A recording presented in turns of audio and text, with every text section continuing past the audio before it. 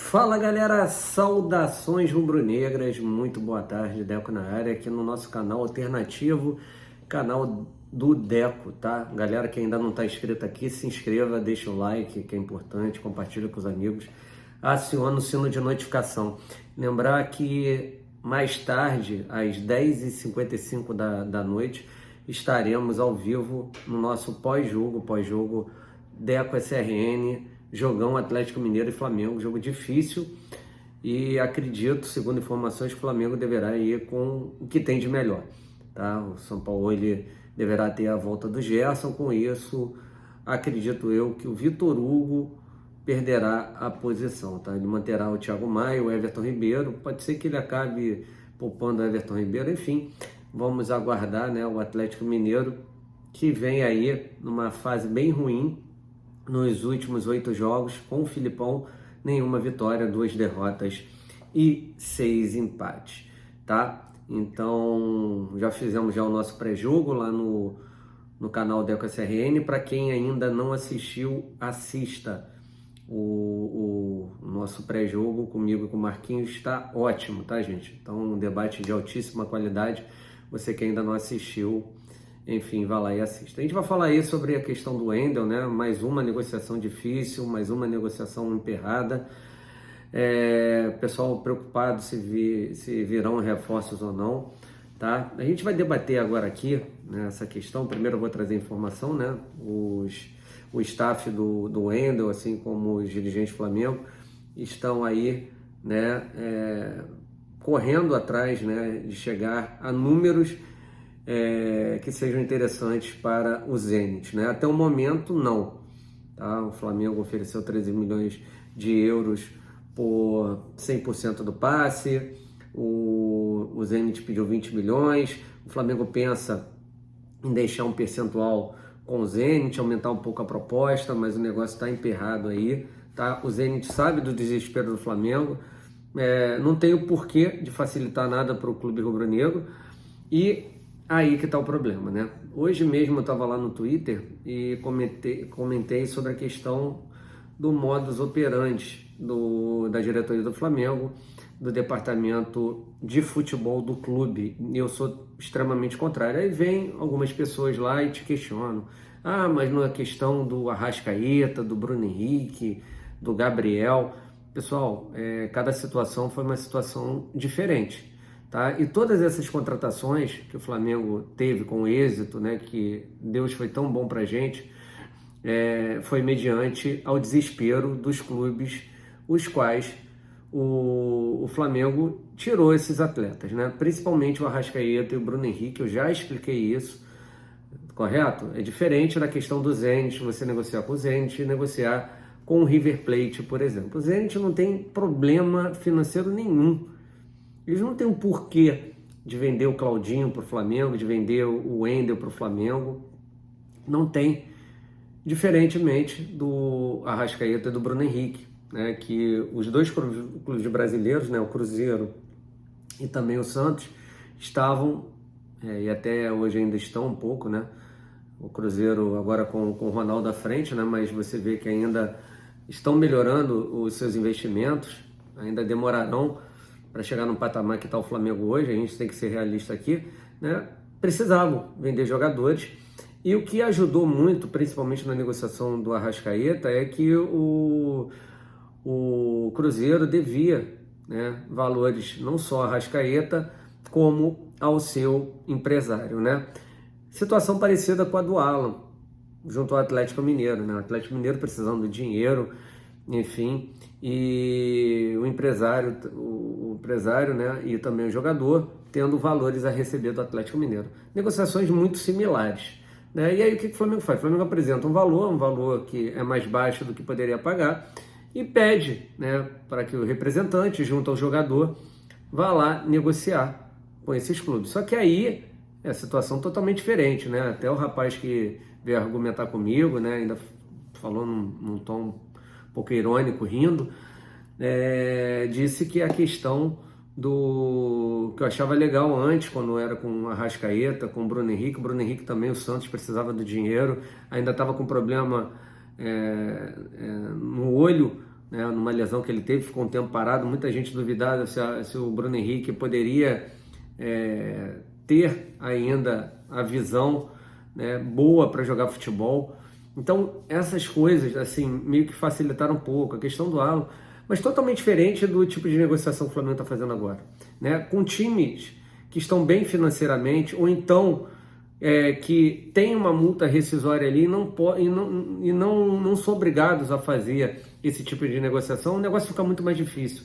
Então o modus operandi da diretoria é o mesmo, não mudou, né? Eles fazem o seu preço, colocam um preço que eu não acho errado de colocarem. Eu acho, na minha visão, não vejo o Claudinho valendo 25 milhões de euros, acho que 15, 16, 17 milhões um ótimo valor, né? A questão do Wendel, mesma coisa, mas a gente sabe que os caras são difíceis de negociar. E quais são as minhas críticas em relação a isso?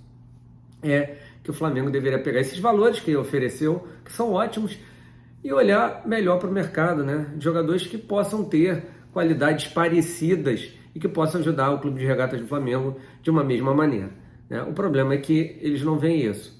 Então, eles negociam da mesma maneira, só que cada situação é uma situação diferente, conforme eu acabei de colocar para vocês.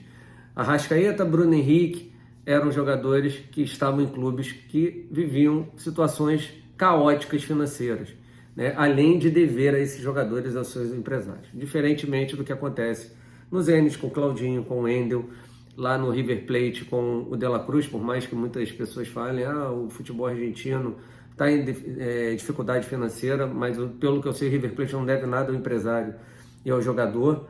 Então, quando dizem assim, quem comanda a operação é o jogador, não é muito bem assim. Só comanda a operação o jogador e seu empresário quando o clube deve alguma coisa. No Flamengo, nunca o jogador vai comandar a operação. Muito pelo contrário, né?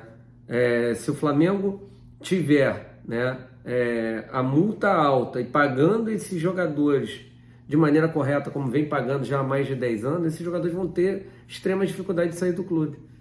Só mediante ao que o clube mais ou menos quer receber. E eu tenho certeza que a diretoria do Flamengo nesse ponto não vai errar. E aí é isso que eu falo. Muitos clubes devem e tal.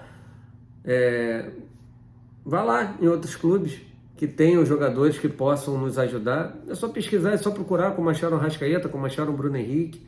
A questão do Gabigol, que não voltaria para a Europa, ele saiu do Santos, o Santos não tinha mais condições de mantê-lo. Também o Gabigol não queria mais ficar lá. Ele era jogador da Internazionale de Milão, correto? A questão do Pedro, que também veio emprestado, estava lá parado. Tinha o Vlahovic, titular, né? Hoje jogador da Juventus. Ele não estava jogando, quis vir para o Flamengo também, por empréstimo, depois foi comprado, assim como o Gabigol. Então são situações totalmente diferentes. E o modus operandi continua o mesmo. Entendeu? Então, o que a gente pede aqui à diretoria do Flamengo? Que abra o seu leque. Né? Não é possível que não tenha um scout, que não tenham pelo menos 5 opções para cada posição, 5 opções para um segundo volante, 5 opções para um meio atacante, para ajudar o Arrascaeta, o Everton Ribeiro. É isso tudo que a gente reclama, né? Que a janela do Flamengo foi boa, mas ainda temos carências. Já perdemos título de Copa do Brasil por não ter goleiro, já quase perdemos uma Copa do Brasil, o pessoal vai falar, quase deu. Mas sofremos na Copa do Brasil contra o Corinthians, que não era para sofrer, com todo respeito ao Corinthians, o Flamengo muito mais time, mas por que sofreu? Na final, não tinha volante. O Thiago Maia jogou no sacrifício, todo mundo preocupado que o Thiago Maia não estava bem, sentindo dores. O João Gomes, vetado porque tinha tomado o 3º cartão amarelo, não tinha condições de jogar, e o Flamengo sem volante. Contratou o Pulgar depois que a janela fechou. E aí, como é que fazia? Era botar, o Dorival não tinha culpa, era botar o Davi Luiz, o Fabrício Bruno como volante, quando o Thiago Maia saiu, com o Mateuzinho jogando de meia direita e o Vitor Hugo, correto? O time do Flamengo, né, o meio-campo do Flamengo totalmente desconfigurado, gente. Isso faz falta e temos posições carentes, sabemos disso. Então, cara, aí vem as críticas, que a diretoria do Flamengo corra nesses 4 dias e apresente pelo menos 1 ou 2 jogadores, pelo menos para o meio campo que a gente necessita. No último jogo contra o América, a gente só tinha o Alan de volante. Mas ele tem o menino, o Igor Jesus. Por que eu não utilizo? Uma boa pergunta para a gente fazer. Mas ele não utiliza, vai fazer o quê? Já não sabia quando contrataram o São Paulo? que é difícil de trabalhar a base, já é um milagre ele estar trabalhando com o Wesley, com o Vitor Hugo e com o Matheus Cunha. Tirando isso, pô, hoje não trabalha, liberou o Matheus Gonçalves, o Matheus França está aí sem jogar, o Cleiton está na base lá, não entra, zagueiro, o Igor Jesus também não entra, e aí? Entendeu? Já sabiam quando contrataram o São Paulo, e aí, como é que faz? O cara liberou lá o Matheus Gonçalves, falou que não iria utilizar, um jogador que poderia ser importante até por dentro, mais uma opção no meio campo. Então é isso, gente. Será que vem reforços ainda? Estamos esperando, mas o que me preocupa, o Flamengo tem o melhor elenco ainda do futebol brasileiro, porque todos os elencos têm suas deficiências, sim, tem, mas devido a uma série de lesões, questões de cartões amarelos, tem função ali que a gente pode ficar, né, com dificuldades, e aí numa final alguma coisa pode nos complicar. Então que a diretoria saiba fazer da melhor maneira possível, corra atrás e apresente pelo menos os 2 reforços aí, para a gente fortalecer mais esse elenco, para que possamos chegar numa final de Libertadores no Maracanã e possamos ser campeões. Tá bom, gente? Então é isso aí. Aguardando aí as negociações do De La Cruz, está da mesma maneira, acredito que não venha. Claudinho já descartaram. O Maurício, pelo jeito, foi só uma questão assim que pintou, mas não deverá acontecer. O jogador deverá jogar hoje pelo Internacional, fazer os 7 jogos. O Scarpa é uma opção. O Flamengo está tentando convencê-lo de voltar para o Brasil. Eu acho que seria um ótimo reforço. Se o Flamengo conseguir, pelo que a Raíssa Simplício trouxe de informações, de 7 a 8 milhões de euros o Flamengo contrataria, o Nottingham Forest venderia o jogador, mas aí o problema é o jogador que não quer voltar. E aí, cadê outras opções, né, gente? A gente precisa, e tem essa questão do Ender aí que o pessoal ainda está negociando. Lembrando a você o seguinte, ele não pode mais jogar as oitavas de final da Libertadores caso seja contratado. Agora, caso seja contratado até o dia 2 de agosto, ele só jogará as quartas de final, caso realmente o Flamengo passe aí pelo Olímpia do Paraguai, tá bom? Aí pegaria o vencedor de Argentinos Júnior e Fluminense, beleza? Então é isso aí, galera. Gostaria de pedir para vocês se inscreverem aqui no canal do Deco, deixar o seu like, compartilhar com os amigos, acionar o sino de notificação e deixar os seus comentários aí, né, se vocês concordam comigo ou não, e mostrando a vocês que as situações são totalmente diferentes para a galera que quer aí, né, passar um paninho para a diretoria, né, falando que anteriormente eles fizeram, tá tudo certo, tem voto de confiança. Galera, 2022, 2021, 2020, 2019 passaram, a gente está em 2023, temos que continuar ganhando, né? Importante ganhar esse título da Libertadores no Maracanã, né? Seria o 4º título de um clube brasileiro, o primeiro tetracampeão, o primeiro time brasileiro 4 vezes campeão de Libertadores. Importantíssimo isso para essa geração extremamente vitoriosa, beleza? Então até mais tarde com o nosso pós-jogo às 10h55. Fique com Deus, saudações rubro-negras.